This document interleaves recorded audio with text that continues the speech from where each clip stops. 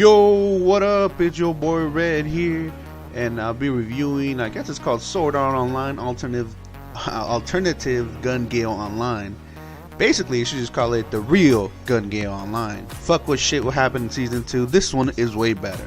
So what is this? Basically, alternate story where basically follows the same timeline. They talk about Sword Art Online, the events and everything, but they focus on different characters.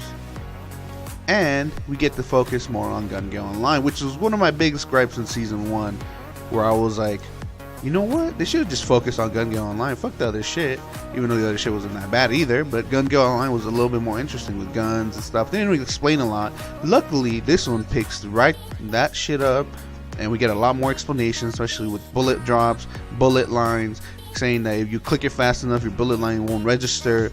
Just everything, basically, I wanted to know. Of course, Gun Gale Online is pretty cool. The characters of this alternate arc are pretty tight. I hope they make another season or something of this, because I actually liked these characters. They were fucking on point. We got to see them grow, expand in the 13, 12 episodes, whatever. And we got to see a specialized unit get their ass kicked by a little girl in pink. Well, yeah, think about it.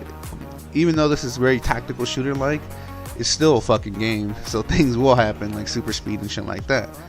Anyways, going back to the actual main plot of this, there's a main plot going around. Another character, the player, wants basically to have the same experience that the other kids had in SAO. She apparently missed her chance to join that game and fucking regrets it ever since that day, and basically wants to play a game where if she dies in the game, she dies in real life, basically, right? So the whole story is our main character has to stop her by killing her. It doesn't make sense when I say it, but don't worry, it'll make sense when you watch the show, alright? So, let's get right down to the characters, right? Because that's what basically I liked about the show.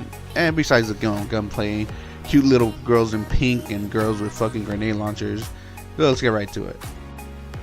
Alright, so our mysterious little pink girl is of course called Len, aka Karen in the real world. Karen joined GGO a little bit late, but mostly because she wanted to escape her reality. She hated that she's extremely tall, and she wants to be a cute little girl. Actually, you get to see a little montage where she joins many games, because I guess they auto-create your character, until she finally gets to GGO, and boom, cute little pink girl. Next one is Pito Hui, basically also named, I don't want to ruin it for you, so I'm going to keep the main name out of it. She's a character that Len meets in GGO. They get along well, and they make a pact that if they ever kill each other in the game, they meet up in real world. Keep that in mind, right? Because that's very important. But she's sadistic, bloodthirsty, and doesn't give a fuck. She'll kill anything. Her partner is M. Also, can't believe his name is Goshi Asogi, right? Now he's a very oppressive guy. Actually, he basically leads a two-man team in the beginning and fucking dominates everything. Of course, they later realize that he's actually in love with Pito Hui and does anything that she commands. Blah blah blah. Actually, their story is pretty crazy, so I'm gonna leave it to them to decide on that shit. Right? And then of course our other characters, Fukaziho.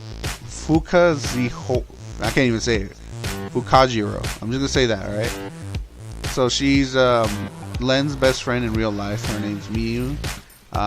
She joins the game later on during the second tournament, and she gets fucking huge ass fucking grenade launcher. She's crazy, an otaku. I don't know what you want to call her, but she's cool though.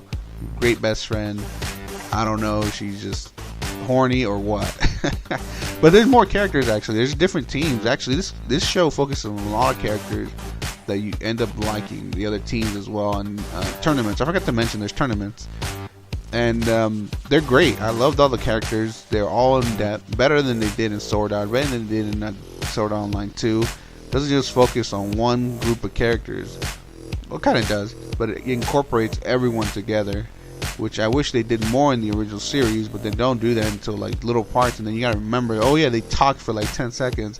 Well, these guys talk for a couple episodes, not just 10 seconds in a fucking episode, alright? But let's see what else we got. Well, the soundtrack was pretty cool. I actually liked the opening and the ending. The music in the show is great. The graphics are good. Everything was great, man. I actually enjoyed this show. which is why I'm gonna give it a better score than I gave Sword Art Online 1 and 2. Alright, this show for me gets a 9 out of 10. I just loved it. I could watch this over again. It was just that good. But thanks for watching. Hit that like, hit that sub. Catch you guys next time.